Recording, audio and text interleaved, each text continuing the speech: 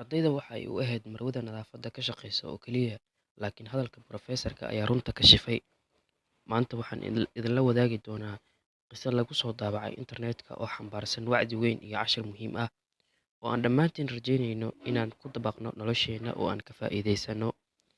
Dhammaan ardayda waxay aadaan jaamacadda si ay u helaan waxbarasho oo ay u gaaraan riyada ah inay helaan shaqada lagama maarmaanka u ah noloshooda. Dhacdooyinka qisadan waxay dhaceen markii sanadkii dugsiyeedka dhammaan rabay oo ay dhammaan ardaydu ay ku dadaalayeen imtixaanaadka. Ardayga qisada wariyeyna waxa uu sheegay in maalintu ay ku bilaabmatay maalin caadi ah maadaama ardaydu maktabadda aadeen si ay casharadooda u bartaan. Kadibna waxa ay u soo urursadeen oo ay soo aadeen hoolka imtixaanaadka. Professorku wuxuu qaybiyey warqaddii su'aasha, ardayduna waxa ay u yimaadeen inay dhammaantood ka jawaabaan su'aalaha. Laakiin waxaa ku jirtay hal su'aal oo aad u sahlaneed, laakiin ardaydii mid ka mid ah oo ka jawaabay su'aashaas waa la waayay. Ardaydu iskuma dhibin in ay ogaadaan jawaabta su'aasha sida macallinku u weydiiyey, sheeg magaca koowaad ee marwada ee nadiifisa dhismaha jaamacadda. Hal arday oo ka jawaabta su'aasha ma aysan jirin, sababtoo ah marka hore waxay u qaateen su'aal iska kaftan ah.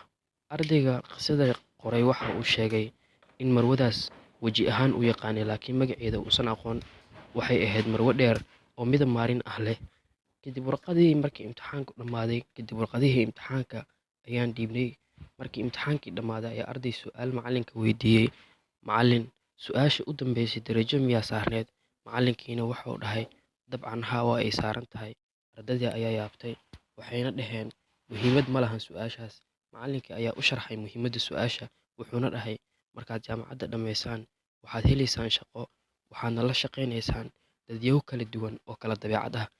Waajibna ay tahay in aad ruux waliba ku ixtiraamto hawshiisa shaqada uu hayo, xitaa haddii aad u awooddo inaad u dhoola caddeyso samee." Ardaydiina ma aysan hilmaamin hadalka macallinka oo waxa uu u noqday cashar joogto ah ay mar walba soo xasuustaan. Intaa ayaan ku egtahay maanta qisadeenu.